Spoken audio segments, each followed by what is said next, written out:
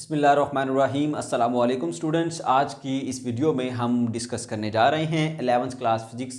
Chapter number है हमारा 6 fluid dynamics और आज का हमारा टॉपिक है बर्नौली इक्वेशन। बच्चों, बर्नौली इक्वेशन एक बहुत ही इंपॉर्टेंट टॉपिक है, एज अ लॉन्ग पेपर में आता है। आपको मैंने पहले भी बताया था इक्वेशन ऑफ कंटिन्यूटी और बर्नौली इक्वेशन, ये दो ऐसे टॉपिक हैं, इनमें से अक्सर एक जो है वो पेपर में लाजमी शामिल होता है एज अ लॉन्ग, इसलिए इसको बहुत अच्छे तरीके से समझना है। इसके अलावा इसकी एप्लीकेशंस भी हैं, 4 से 5 एप्लीकेशंस हैं। अब उन एप्लीकेशंस को प्रॉपर तरीके से अंडरस्टैंड करने के लिए इस टॉपिक की सही से फील आनी चाहिए आपको, सिर्फ कंसेप्ट नहीं, सही से फील आनी चाहिए। ठीक है, तो कोशिश करेंगे इसमें आपको बेस्ट कंसेप्ट दें और आपको इस काबिल बनाएं कि आप इसकी एप्लीकेशंस को भी बआसानी सीख सकें। क्योंकि जब तक एक टॉपिक का मुकम्मल कंसेप्ट आपको नहीं होता ना, डेरिवेशन तो आप कर ही लेते हैं, अगर आपको उसका मुकम्मल कंसेप्ट नहीं होगा कि ये इक्वेशन हमें क्या बताती है, क्या सिखाती है, ये हमें क्या कह रही है, उस वक्त तक आप उसकी एप्लीकेशन में नहीं जा सकते, फिर आपको एप्लीकेशन याद करनी पड़ती हैं। इसलिए आपको मुकम्मल कंसेप्ट सिखाएंगे ताकि आप एप्लीकेशन भी प्रॉपर तरीके से अंडरस्टैंड कर सकें और एक एक पॉइंट डिटेल के साथ डिस्कस किया जाएगा। ठीक है, चलिए स्टार्ट करते हैं। सबसे पहले बात करते हैं ये बर्नौली इक्वेशन हमें क्या बताती है। हमने इक्वेशन ऑफ कंटिन्यूटी देखी थी इससे पहले, उसमें क्या सीखा था कि अगर आप एक पाइप का क्रॉस सेक्शनल एरिया चेंज करते हैं तो उसके चेंज करने से उसकी जो स्पीड है, वेलोसिटी है, उसमें चेंज आ जाता है। उन दो चीज़ों के दरमियान एक मैथमेटिकल रिलेशन था। बर्नौली इक्वेशन क्या है? ये फ्लूइड के प्रेशर, फ्लूइड की वेलोसिटी और फ्लूइड की हाइट, इन तीनों चीज़ों के दरमियान एक रिलेशन है। बर्नौली इक्वेशन ये बताती है कि अगर आप फ्लूइड की हाइट चेंज करते हैं तो उसके प्रेशर में क्या चेंज आएगा। बर्नौली इक्वेशन आपको ये बताएगी कि अगर आप फ्लूइड की वेलोसिटी को चेंज करते हो तो वेलोसिटी को चेंज करने से उसके प्रेशर में क्या चेंज आएगा। तो प्रेशर, हाइट और जो वेलोसिटी है, इन तीनों के दरमियान जो एक रिलेशन है, उस रिलेशन को हम बर्नौली रिलेशन कहते हैं। ठीक है, तो बर्नौली इक्वेशन उस रिलेशन को एक्सप्लेन करती है। ठीक हो गया। अब हम पहले इसकी स्टेटमेंट देखते हैं, इसकी मैथमेटिकल डेरिवेशन फिर आपको समझाता हूँ और फिर जो मेन पॉइंट्स हैं जो कि आपको एप्लीकेशन अंडरस्टैंड करने के लिए ज़रूरी हैं वो तमाम सिखाऊंगा, उसके बाद हम डेरिवेशन पर आते हैं। ठीक है, तो स्टेटमेंट में क्या कहा जा रहा है।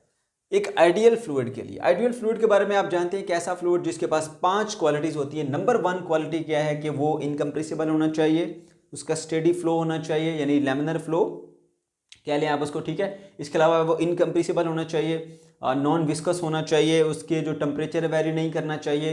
टेम्परेचर वेरी करने के अलावा एक और भी होती है, उसमें किसी किस्म का कोई एंगुलर मोमेंटम नहीं होना चाहिए, यानी पार्टिकल अपने एक्सिस के गिर्द रोटेट ना करें। ये तमाम क्वालिटीज़ होनी चाहिए उसके अंदर। ठीक है, तो आइडियल फ्लूइड के लिए ही हम पहले बर्नौली इक्वेशन को निकालेंगे।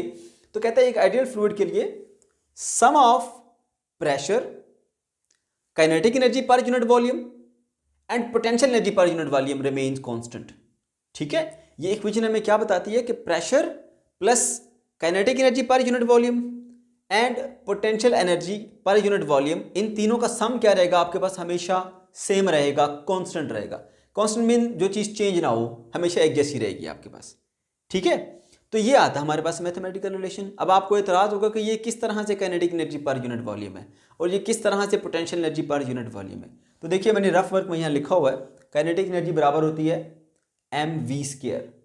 ठीक है, kinetic energy per unit volume निकालनी है तो उसको वॉल्यूम से आप डिवाइड कर लेंगे। ये डेल्टा v को मैं वॉल्यूम से डिनोट कर रहा हूँ और v वेलोसिटी है।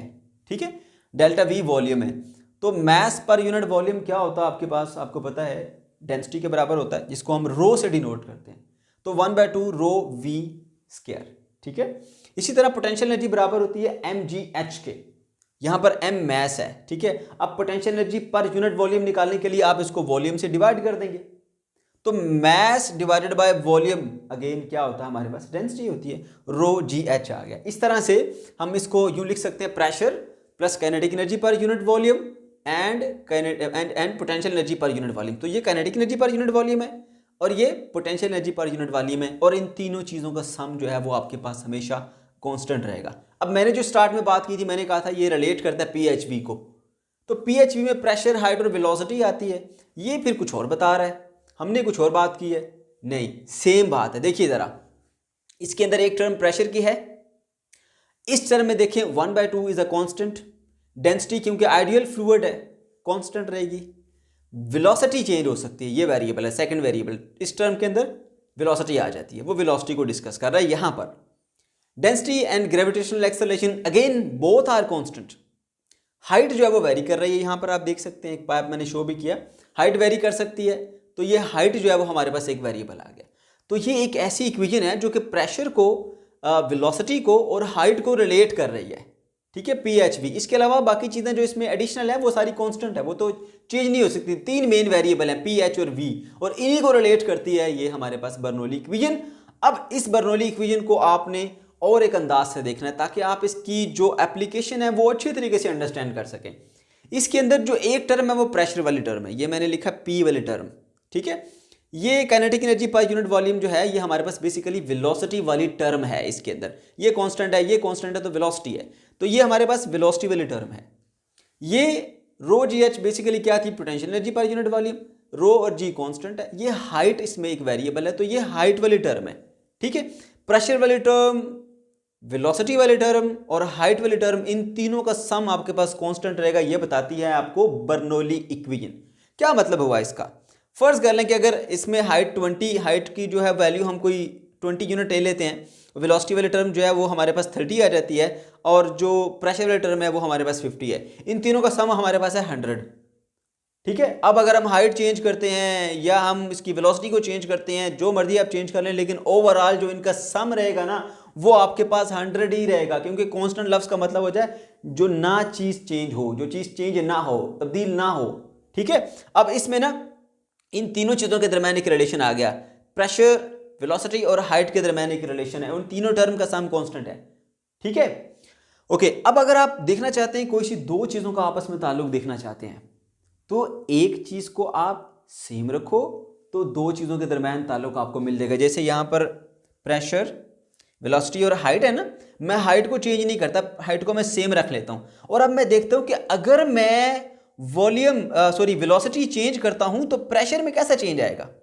पहले रिलेशन में मैंने प्रेशर 50 रखा था, वेलोसिटी 30 थी, और हाइट वाली टर्म जो है वो 20 है, मुझे कांस्टेंट मिला 100। अब ये 100 ही रहेगा, चेंज नहीं होगा। अब मैंने हाइट को मैंने सेम रखा ताकि इन दोनों का मैं ताल्लुक आपस में चेक कर सकूं। देखें, हाइट को मैंने 20 सेम रखा। अब मैंने क्या किया, वेलोसिटी को 30 से बढ़ाकर 40 कर दिया। अब 100 आपको तब मिलेगा जब आपके पास ये 50 से कम होकर 40 पर आएगा, तो वो ऑटोमेटिकली जब आप वेलोसिटी को बढ़ाओगे तो जो प्रेशर है वो कम होके, प्रेशर वाली टर्म कम हो जाएगी, 40 भी आ जाएगी, तो 40 + 40 80 और 20 100 आपके पास तब बनता रहेगा। अच्छा, आपने क्या किया, वेलोसिटी को और बढ़ा दिया, बढ़ा के इसको 50 पर ले गए, वेलोसिटी को 50 पर ले गए, तो 50 पर लेके जाने से क्या हुआ, ये प्रेशर वाली टर्म और कम हो जाएगी और 30 पर आ जाएगी, ताकि इनका टोटल सम जो है वो हमारे पास 100 ही रहे। आपने वेलोसिटी और बढ़ाई, 60 कर ली, वेलोसिटी वाली टर्म आपके पास 60 आ गई, तो प्रेशर वाली टर्म जो है वो और रिड्यूस होकर 20 पर आ गई, ताकि 60 और 20 80 और ये 20 100 पूरा रहे। तो मतलब ये सीखा आपने कि अगर इसमें हाइट को हम रखें कांस्टेंट, तो फिर अगर आप वेलोसिटी को इंक्रीज करेंगे तो जो हमारे पास प्रेशर है वो डिक्रीज हो जाएगा। हम इसको छोटी सी एक एक्टिविटी से सीखते हैं, मैं आपके सामने एक एक्टिविटी करता हूं ताकि आपको इस चीज का प्रूफ भी मिल जाए। देखिए, ये मेरे पास 2 पेजेस हैं, ठीक है, ये 2 पेजेस है मेरे पास, ऐसे इनके दरमियान, क्योंकि गैसेस भी फ्लूइड होती है ना, यहां पर देखिएगा, गौर से देखना आपने, यहां पर इनको मैंने इस तरह रखा हुआ है ऐसे, मैं इसके दरमियान से तेजी से फूंक मारूंगा, यानी हवा को तेजी से गुजारूंगा, तो यहां पर इसके दरमियान फ्लूइड की वेलोसिटी बढ़ जाएगी, तो आप देखिएगा कि इसके अंदर जो प्रेशर है ना वो डिक्रीज हो जाएगा। देखिएगा यहां से,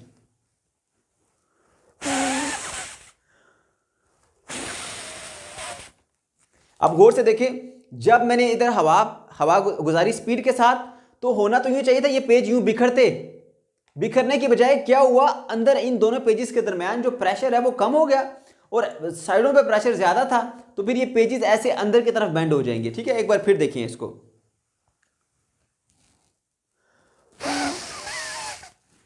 देखा आपने, मैंने इनको इतने डिफरेंस पे रखा हुआ था। अब मैंने हवा को यहां से तेजी से गुजारा, तो ये क्या हुआ, ये पेजेस दोनों के दोनों ऐसे एक दूसरे की तरफ बेंड हो गए। ऐसा क्यों हुआ, क्योंकि इन दोनों के दरमियान जो प्रेशर है ना, जब हवा की वेलोसिटी बढ़ी, इन दोनों पेजेस के दरमियान प्रेशर कम हो गया।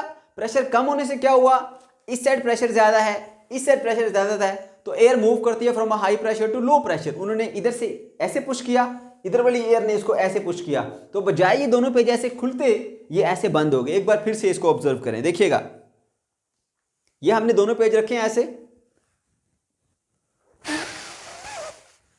जब मैंने हवा यहां तेजी से गुजारी तो ये पेज एक दूसरे के ऐसे करीब आ गए ऐसे। ठीक है, इससे क्या सीखा आपने? इससे आपने ये सीखा कि अगर आप फ्लूइड की वेलोसिटी को बढ़ाएंगे तो प्रेशर जो होगा वो वहां पर क्या हो जाएगा? कम हो जाएगा। ठीक है, इसके दोनों पेजेस के दरमियान प्रेशर कम हुआ था, इसीलिए दोनों तरफ से हवा आई और उसने ऐसे इसको पुश किया और ये एक दूसरे के करीब आ गए।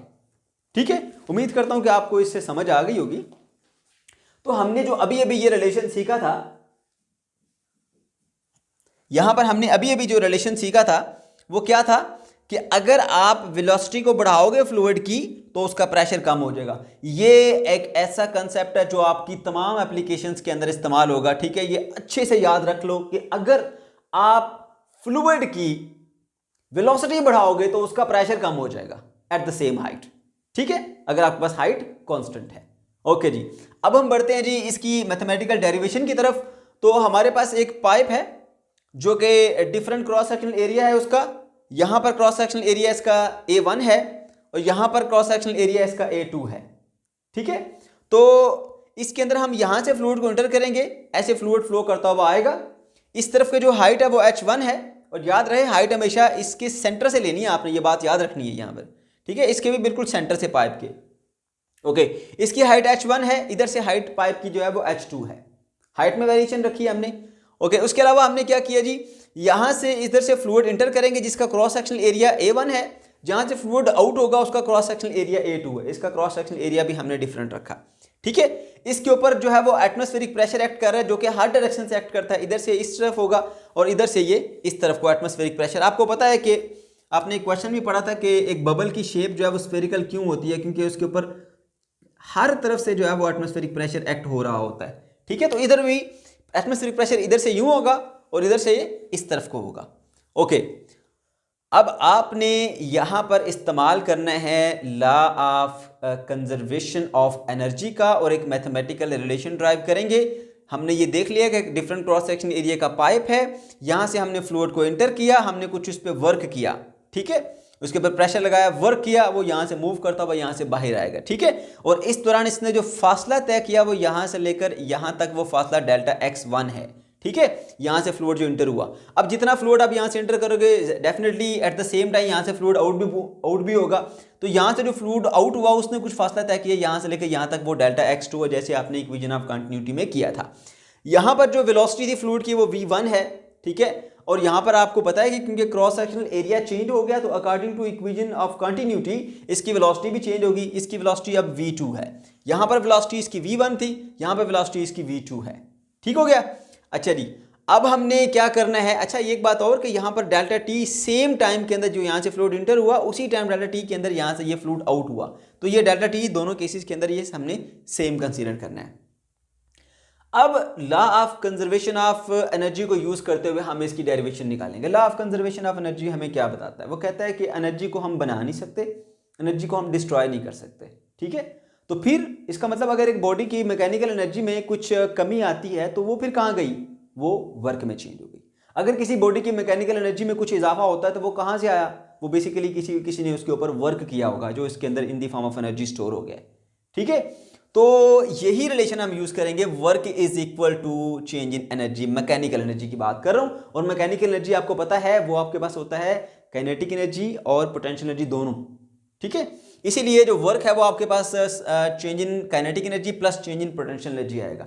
अगर आपका माइंड ये चीज एक्सेप्ट नहीं करता तो एक और एंगल से आपको बता देता हूं ताकि आपका माइंड क्लियर हो जाए। देखिए, हमने ना यहां से फ्लूइड के ऊपर वर्क किया है ऐसे, तो फ्लूइड ने लेट्स सपोज पहले 0 पे था, इसके अंदर फ्लूइड रुका हुआ था, हमने वर्क किया, इसको पुश किया, कुछ वर्क किया हमने, उस वर्क के नतीजे में क्या होगा? फ्लूइड मूव करने लग गया, फ्लो करने लग गया। अब पहले रेस्ट पर था, काइनेटिक एनर्जी इसकी कुछ और थी, या 0 कह लें आप इसको, फर्ज कर लें 0 है। अब उसने मूव करना शुरू कर दिया तो क्या उसमें काइनेटिक एनर्जी में चेंज नहीं आया? आया है चेंज। ठीक है, दूसरी चीज, मूव करने के साथ साथ उसने एक हाइट भी गेन कर ली। ये देखिए यहां पर ये हाइट थी, जब ये फ्लूइड मूव करता हुआ इस तरफ को आएगा तो इसने कुछ हाइट भी गेन कर ली। अब इसका मतलब अगर इसने हाइट गेन की है तो इसका मतलब ये हुआ इसकी पोटेंशियल एनर्जी में भी चेंज आया है। ठीक है, तो जितना हमने वर्क किया है ना उतना ही इसकी काइनेटिक एनर्जी के अंदर, इसकी पोटेंशियल एनर्जी के अंदर चेंज आया। इसलिए हम कह सकते हैं कि हमारा वर्क बराबर है change in kinetic energy plus change in potential energy. ठीक है, हमने जो वर्क किया उसका कुछ हिस्सा जो है वो इसकी काइनेटिक एनर्जी में चेंज लेकर आया, उस वर्क का कुछ हिस्सा इसकी पोटेंशियल एनर्जी में चेंज लेकर आया। That's why work is equal to change in kinetic energy plus change in potential energy. तो इस एंगल से आप समझ लें अगर आपको वैसे मुश्किल लगता है तो। ठीक है, तो ये आपने देख लिया, क्या सीखा, जो हमने फ्लूइड पे वर्क किया उसने फ्लूइड की काइनेटिक एनर्जी में चेंज लाया, उसको मूव कराया ना, काइनेटिक एनर्जी में चेंज लाया, और उसकी पोटेंशियल एनर्जी में। कैसे पोटेंशियल एनर्जी में, क्योंकि फ्लूइड की हाइट चेंज कर दी।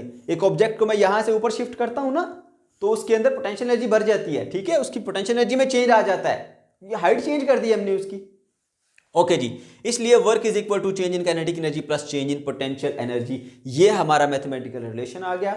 इसके अंदर 3 पार्ट हैं। ठीक है, ये हमारे पास पार्ट नंबर 1 है, ठीक है, ये पार्ट नंबर 2 और ये पार्ट नंबर 3। वर्क कैलकुलेट करना है, change in kinetic energy calculate करना है, change in potential energy calculate करना है, और तीनों को ना इस इक्वेशन नंबर 1 के अंदर आपने पुट कर देना है। यही इक्वेशन आपको मैथमेटिकल रिलेशन देगी बर्नौली इक्वेशन का। ठीक है, ओके जी, पहले हम वर्क कैलकुलेट कर लेते हैं। वर्क में पहले हम इधर से वर्क कैलकुलेट करेंगे जो हमने वर्क किया ऑन द सिस्टम। ठीक है, उसके बाद ये वर्क बाय द सिस्टम, ये सिस्टम करेगा फ्लूइड के ऊपर वर्क। तो टोटल वर्क आपने कैलकुलेट करना है। यहां पर जो अक्सर बच्चे परेशान होते हैं कि इधर वाला वर्क हमने पॉजिटिव लिया, इधर वाला वर्क हम नेगेटिव लेंगे, तो ये बजाय आप पॉजिटिव नेगेटिव रटा लगाएं, याद रखें इसका मैं आपको कंसेप्ट बता देता हूं कि ये कैसे पॉजिटिव नेगेटिव आते हैं। सबसे पहले हम W1 निकाल लेते हैं जी। वर्क, ये इधर से जो वर्क किया हमने ऐसे, उसको आप W1 क्या लें। आपको पता है कि W वर्क होता है और वर्क का फॉर्मूला क्या होता है आपके पास, FD cos of theta, right. तो इसी तरह से आप क्या करें, फोर्स आपके पास कौन सी है, इस तरफ से जो आपने वर्क किया फर्ज कर लें वो फोर्स आपके पास F1 है, F1 फोर्स है। कैसे, प्रेशर है ना P किसके इक्वल होता है, force upon area, F1 over A1। तो अगर प्रेशर इस तरफ को है, ठीक है, तो हम फोर्स भी इस तरफ को ले सकते हैं। फोर्स आ गया हमारे पास, और साथ में क्या डिस्टेंस, आपने फोर्स लगाई, बॉडी ने कितना फ्लूइड है डिस्टेंस कवर किया, यहां से लेकर यहां तक कितना है, डेल्टा x1, और यहां पर कॉज ऑफ थीटा, एंगल कितना है ये देखिए। अब यहां बात समझने वाली है, प्रेशर इधर को है, इसका मतलब फोर्स भी इधर को ही है। ठीक है, अब वेलोसिटी भी उसकी डायरेक्शन इधर को ही है, मतलब डिस्प्लेसमेंट भी इसी डायरेक्शन में कवर हो रहा है। यहां देखिए, अगर प्रेशर इधर है तो फोर्स भी यहां इसी डायरेक्शन में है, F1।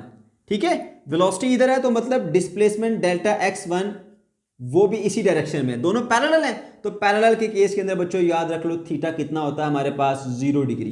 ठीक है, तो यहां पर आप कॉज ऑफ 0 डिग्री पुट करेंगे, और याद रखें कॉज जो 0 डिग्री पे होता है वो कितना होता है हमारे पास, 1 होता है। ठीक है, ये आ जाएगा जी आपके पास W1 is equal to F1 delta x1 आ गया। ठीक हो गया, ओके। अब आपने ना यहां पे कुछ मॉडिफिकेशंस करनी है। ठीक है, क्योंकि इसके अंदर हमने प्रेशर को रिलेट करना है, तो प्रेशर का फैक्टर हम इसमें लेकर आएंगे। आप जानते हैं कि भाई फोर्स इक्वल होती है जी हमारे पास प्रेशर इनटू एरिया के। ठीक है, force is equal to pressure into area. ये देखें, फोर्स किसके इक्वल है, प्रेशर मल्टीप्लाई बाय एरिया। यहां से ये एरिया डिवाइड हो रहा है, इधर आकर मल्टीप्लाई हो जाएगा। इसी कंसेप्ट को इस्तेमाल करते हुए हम यहां पर लिखेंगे F1 की जगह लिखेंगे प्रेशर P1, और एरिया यहां पर क्या है जी, A1 इंटू डेल्टा x1 आ गया। ठीक हो गया, ये हमने पहली मॉडिफिकेशन की इसके अंदर।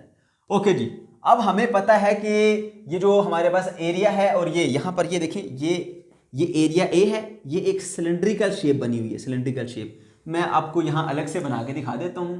ये है जी हमारे पास एक सिलेंड्रिकल शेप, और इस सिलेंड्रिकल शेप का हम वॉल्यूम कैसे निकालते हैं। वॉल्यूम जो है वो हमारे पास एरिया A और मल्टीप्लाई बाय यहां से लेके यहां तक इसकी हाइट h होता है, एरिया इंटू हाइट वॉल्यूम होता है। ठीक है, तो अब ये एक सिलेंडर है, इसका एरिया A1 है, और इसकी हाइट कितनी है, जितना इसने डिस्प्लेसमेंट कवर किया डेल्टा x1। तो ये देखिए, ये एरिया A1 और ये डेल्टा x1, ये मल्टीप्लाई होके बन जाता है हमारे पास volume P1 into delta V कह लेंगे आप इसको। ठीक है, डेल्टा V कह दिया। ओके जी, अब ये आ गया जी हमारे पास प्रेशर P, और ये क्या आ गया जी हमारे पास डेल्टा V। ठीक है, ये वॉल्यूम है। राइट। ये क्या चीज है? वॉल्यूम। अब मुझे बताइए डेंसिटी का फॉर्मूला क्या होता है? Density is equal to mass per unit volume. ठीक है, डेल्टा एम बाय डेल्टा, ये कर लेते हैं हम ऐसे, delta M by delta V. Okay, अब फिर डेल्टा वी किसकी इक्वल होगा? Delta V is equal to delta M यानी मैस डिवाइडेड बाय डेंसिटी। तो यहां पर आपने ये अमेंडमेंट कर दी, लास्ट अमेंडमेंट P1 की जगह P1 लिखा आपने, डेल्टा वी की जगह लिखेंगे डेल्टा एम डिवाइडेड बाय रो, क्योंकि हमारे पास जितना मैस हमने यहां से एंटर किया उतना मैस आउट होगा, इसलिए डेल्टा M1 M2 लिखने की बजाय डेल्टा एम ही लिखा। फ्लूइड आइडियल है, डेंसिटी भी उसकी सेम रहेगी, रो 1 रो 2 के बराबर है, इसलिए सिर्फ रो लिखा। ये एक तरफ का आपने वर्क कैलकुलेट कर लिया। ठीक है, अब दूसरी तरफ का वर्क कैलकुलेट करना है, W2 आपने यहां से कैलकुलेट करना है इस पॉइंट के ऊपर। ठीक है, अब जरा देखिएगा वर्क किसके इक्वल होता है? फोर्स इंटू डिस्प्लेसमेंट और साथ में कॉस थीटा। यहां वाला प्रेशर P2 है ना, तो उसी रिस्पेक्ट से फोर्स जो होगी वो हमारे पास क्या होगी? F2। जैसे हमने यहां पर किया था ना, pressure is equal to force upon area, इसी तरह यहां पर भी करेंगे, pressure is equal to force upon area. यहां पर F1 बाय A1 था ना, यहां पर F2 बाय A2 होगा। अच्छा जी, ये आ गया हमारे पास फोर्स। डिस्प्लेसमेंट कितना कवर किया फ्लूइड ने? यहां से लेकर यहां तक डेल्टा x2। ठीक है, डेल्टा x2 वो डिस्प्लेसमेंट है जो फ्लूइड ने कवर किया इस तरफ को जाते हुए।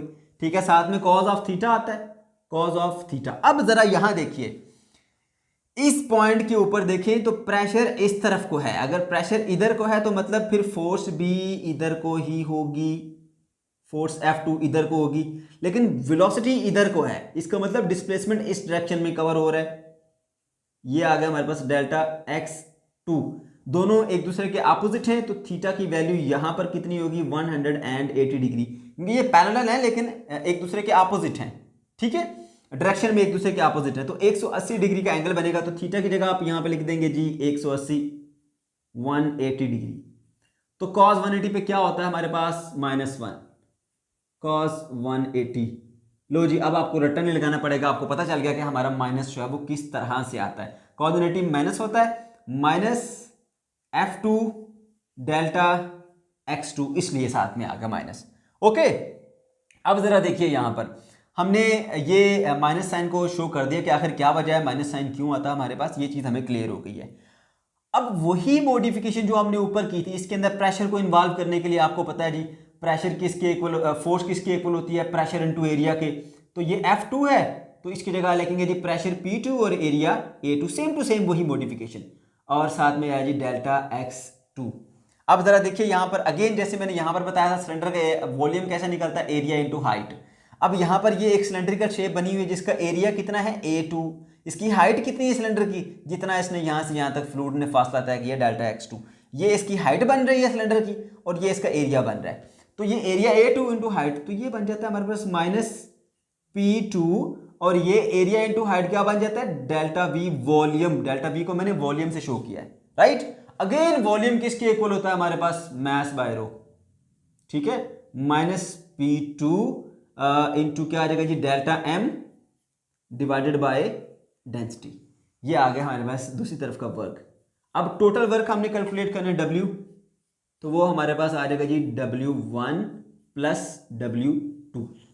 ठीक है, दोनों की वैल्यू आई हुई है, यहां पर पुट करें तो हमारे पास एक टर्म जो है वो निकल गई। अब आपको स्टूडेंट सिर्फ इस वाले पोर्शन के ऊपर काम करना है, बाकी दोनों बहुत आसान है, वो ऐसे मिनटों में हो जाएंगे, इसमें भी कोई मुश्किल नहीं है। सिर्फ वर्क का फॉर्मूला लगाया और दो मॉडिफिकेशंस किए हमने। सो वर्क किसके इक्वल आ जाएगा हमारे पास? यहां पर क्या था? P1 into delta M by rho, और दूसरा वर्क जो है वो उसका साइन नेगेटिव था, तो इसलिए चलिए यहां पर माइनस आ जाएगा, P2 delta M divided by rho. Okay, इन दोनों में से आप कॉमन ले लें, P1 minus P2 into delta M divided by rho. Okay, ये आ गया जी हमारे पास टोटल वर्क। तो हमने एक टर्म जो सबसे हमारी मेन टर्म थी वो निकाल ली। फिर चेंज इन काइनेटिक एनर्जी और चेंज इन पोटेंशियल एनर्जी निकालना है, वो कोई मसले की बात नहीं है हमारे पास। चेंज इन काइनेटिक एनर्जी आपको पता है, चेंज इन काइनेटिक एनर्जी कैसे निकालते हैं? Kinetic energy final minus kinetic energy initial, final kinetic energy minus initial kinetic energy. Okay जी, तो काइनेटिक एनर्जी फाइनल में हम क्या निकालते हैं जी, हम 1/2 डेल्टा एम और v। अब हम देखें यहां से चले थे ना और यूं आए थे। अब इनिशियल वेलोसिटी v1 है और फाइनल वेलोसिटी कितनी है जी, v2 है। ठीक है, तो फाइनल वेलोसिटी यहां पर आएगी जी v2। ठीक है, half M V square minus kinetic energy initial 1/2 half delta M और इनिशियल वेलोसिटी थी v1 का स्केयर, यहां पे स्केयर भी आएगा। ठीक हो गया, ये आ गई जी हमारे पास चेंज इन काइनेटिक एनर्जी। इसको मैं स्टार इक्वेशन बना देता हूं। ठीक है, उसके बाद नेक्स्ट जो है वो हमारे पास चेंज इन पोटेंशियल एनर्जी है। राइट, तो चेंज इन पोटेंशियल एनर्जी हम किस तरह से निकालेंगे? चेंज इन पोटेंशियल एनर्जी वो कैसे निकलेगा आपके पास? वो आएगा जी potential energy final minus potential energy initial. तो फाइनल माइनस इनिशियल करेंगे आप यहां पर। अब फाइनल पोटेंशियल एनर्जी क्या है आपके पास? mgh2। ये देखें, ये फाइनल हाइट है, वो इनिशियल हाइट है, तो फाइनल पोटेंशियल एनर्जी mgh2 होगी, इनिशियल mgh1 होगी। mgh2 माइनस mgh1 आ गया।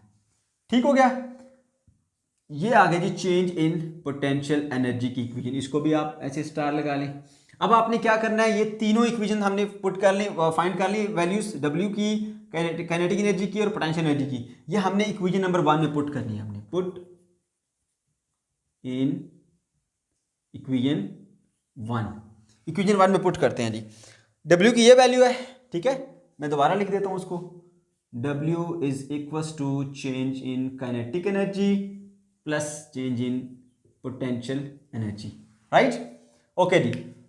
अब हमें यहां पर वर्क की वैल्यू यहां पर मैं पुट कर देता हूं। पहले सबसे पहले P1 माइनस P2 इंटू साथ में क्या है जी, delta M by rho, delta M divided by rho, वो बराबर है जी चेंज इन काइनेटिक एनर्जी। कहां पर आया है? ये रहा change in kinetic energy 1/2 delta M V2 का square minus 1/2 delta M V1 का स्क्वायर। ओके, प्लस अब हमारे पास चेंज इन पोटेंशियल एनर्जी वो कितना है? mgh2 minus mgh1। ओके, ये भी पुट कर दिया। साथ में डेल्टा डेल्टा भी लगा दे m के साथ, क्योंकि सब में है डेल्टा, तो लगा दीजिए। अब delta m delta m delta m delta m delta m सब में है, तो हमने कॉमन ले लिया इन सब से। ठीक है, इन सब से हमने डेल्टा m ले लिया कॉमन। फिर क्या बचेगा? 1/2 V2 का स्क्वायर माइनस 1/2 V1 का square plus GH2 minus GH1। और इधर क्या था? P1 माइनस P2 और साथ में डेल्टा M डिवाइडेड बाय रो आया था। ठीक है बच्चों, अब डेल्टा M से कैंसिल हो गया। ये रो यहां पर डिवाइड हो रहा है ना, उधर जाके मल्टीप्लाई कर देते हैं। इधर क्या रहेगा? P1 minus P2 is equals to 1/2 rho V2 का स्क्वायर माइनस 1/2 रो V1 का square plus rho GH2 minus rho GH1। अब मैंने क्या किया, इसके अंदर तीनों वैल्यूज पुट की। ठीक है, डेल्टा एम सब में कॉमन था, काट दिया। अब उसके बाद रो नीचे डिवाइड हो रहा था, उधर जाके मल्टीप्लाई हो गया।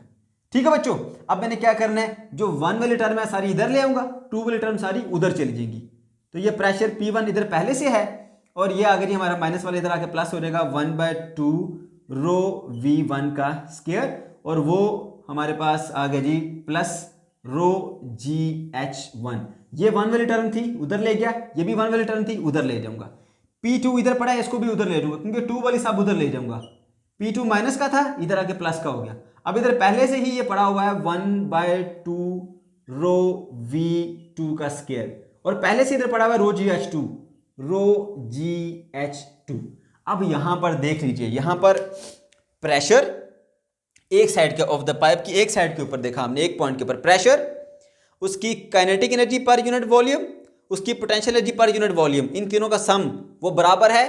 पाइप के दूसरे एंड के ऊपर pressure, kinetic energy per unit volume का सम और potential energy per unit volume का सम जो है वो आपके पास सेम है। इसका मतलब है कि किसी भी पॉइंट के ऊपर अगर आप देख लें इस पाइप के अंदर, तो प्रेशर का kinetic energy per unit volume और potential energy per unit volume जो है वो आपके पास सेम रहेगी, इन तीनों का सम जो है वो सेम रहेगा। इसीलिए हम लिख सकते हैं कि pressure plus kinetic energy per unit volume plus potential energy per unit volume is equals to constant. तो बच्चों ये था हमारा आज का टॉपिक। हमने एक एक पॉइंट को डिटेल के साथ डिस्कस किया। फिर भी अगर आपको कोई कंफ्यूजन है या कोई प्रॉब्लम है तो कमेंट सेक्शन के अंदर आप जरूर डिस्कस कर सकते हैं। ओके बच्चों, अल्लाह हाफिज।